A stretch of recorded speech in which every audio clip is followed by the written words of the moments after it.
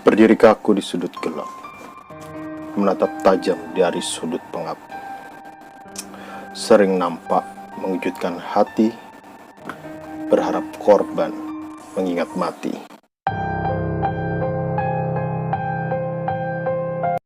Ya, selamat datang di channel gua Senja C. Kali ini gue bakal membahas tentang salah satu dari banyak sekali hantu-hantu Indonesia yang sangat terkenal. Salah satunya yang cukup terkenal itu adalah pocong. Kenapa pocong? Karena pocong sangat terkenal. Mudah-mudahan viewersnya banyak. Oke.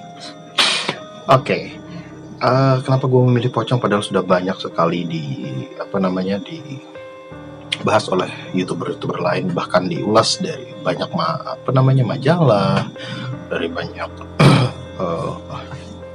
media-media lain gitu, banyak mengulas juga tentang pocong. Karena gue ngerasa pocong itu adalah salah satu hantu yang bikin gue males untuk ketemu dia. Jadi gue bukan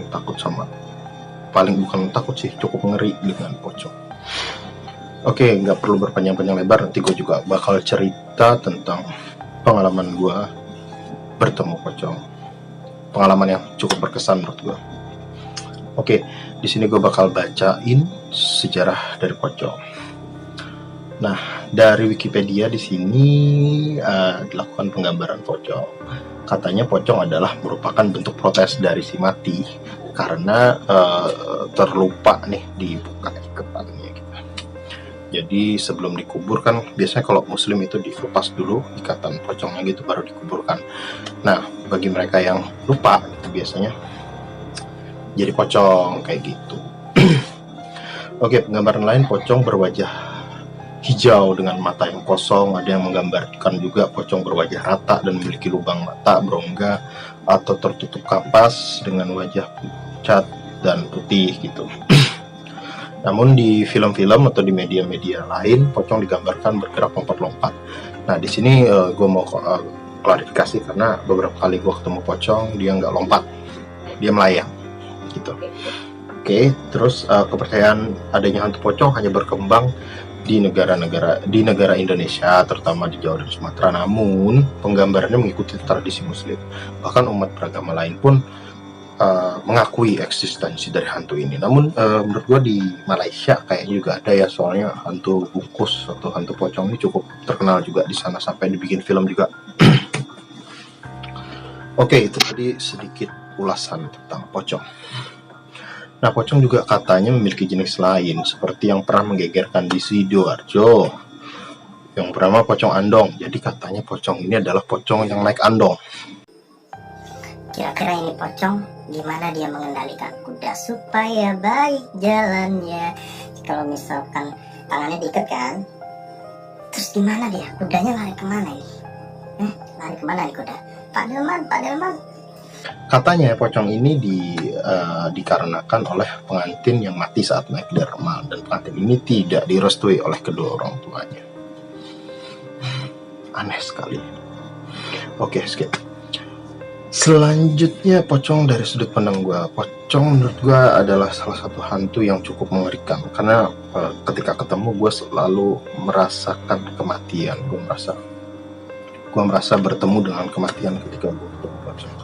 Beberapa kali gue pernah ketemu pocong, tapi yang cukup cukup berkesan adalah ketika terjadi di ruangan ini gitu. Waktu itu kalau nggak salah sekitaran tahun 2016 kalau nggak salah ya.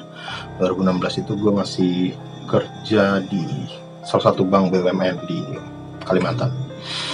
Oke, waktu itu gue pulang kerja kayak biasa sekitaran jam 6 gitu kan. Gue sampai rumah jam 6, terus mandi dan sebagainya gitu kan. Terus waktu itu setelah Isya gue ingat, gue capek banget karena memang lah kerja di bank itu kan. Terus tidur gitu kan. Nah, hari itu menurut gue hawanya itu cukup panas. Jadi gue udah nyalain kipas angin tapi masih tetap panas karena memang hawanya itu panas. Gue nggak sengaja kebangun sekitar jam sekitar setengah 2 malam. Nah, sekitar setengah 2 malam itu gue lihat ke jam kan, setengah 2. mau ngapain juga, kerja juga masih lama kan, jadi gue pindah ke lantai bawah karena waktu itu kan gue di kasur, cuman kasurnya nggak pakai ranjang kayak gini, cuman kasur doang yang ditaruh di lantai gitu kan. Kasur spring bed yang ditaruh di lantai gitu. Nah terus gue pindah ke lantai dong karena memang dingin kan lantai jam-jam segitu biasanya. Nah nggak berapa lama gue kebangun lagi tuh. Gue kebangun lagi, gue ngerasa, nah kebetulan waktu itu gue nggak bawa bantal, gue cuma ngelekar gitu aja, pindah dari kasur ke lantai gitu, lantai kamar ini juga. Gue gue nggak bawa bantal, gue cuman pengen rebahan, ngademin badan sebentar terus balik lagi ke kasur. Rencana gue kayak gitu.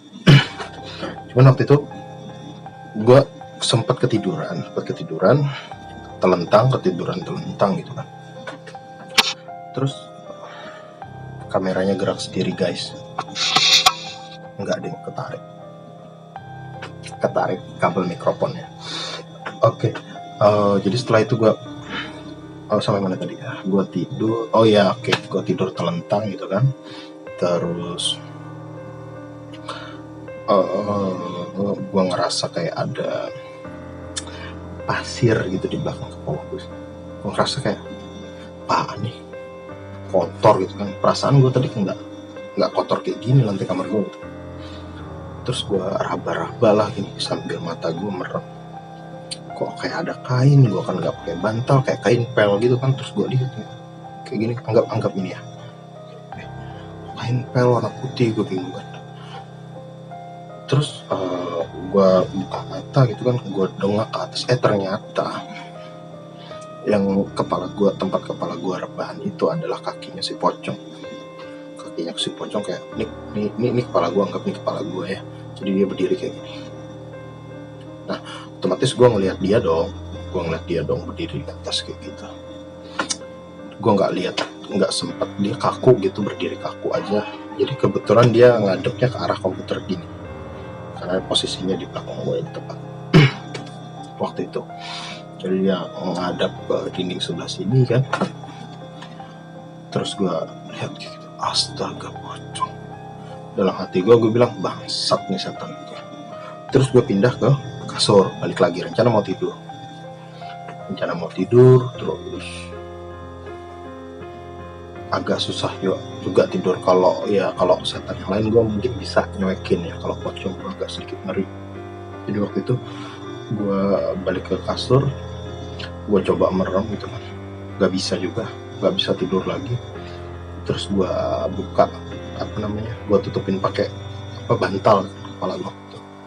Terus gue lihat lagi dong, ternyata dia masih berdiri dong. Nah jadi setelah gue sadar, gue ngelihat dia masih berdiri di tempatnya, gue putusin buat gue nggak bakal tidur di sini dulu malam ini.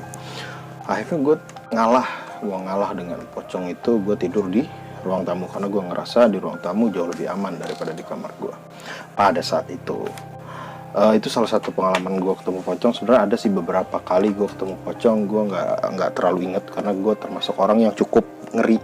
Tadi gue sudah ceritain sama pocong, karena menurut gue pocong itu adalah hantu yang sangat mengingatkan kita dengan kematian.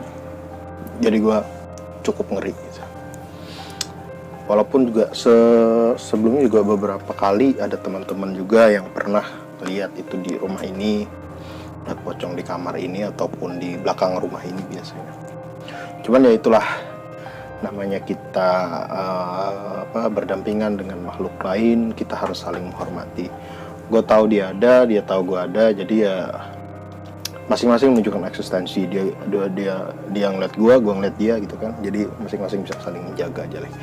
Ya itu tadi berita sih, ulasan gue tentang pocong, pengalaman paranormal experience gue ketemu pocong juga. Semoga bisa menambah wawasan buat teman-teman dan bisa menghibur juga. Kalau suka dengan video gue bisa di like, comment, di share, dan subscribe. Jangan lupa untuk dan nyalakan lonceng juga, karena subscribe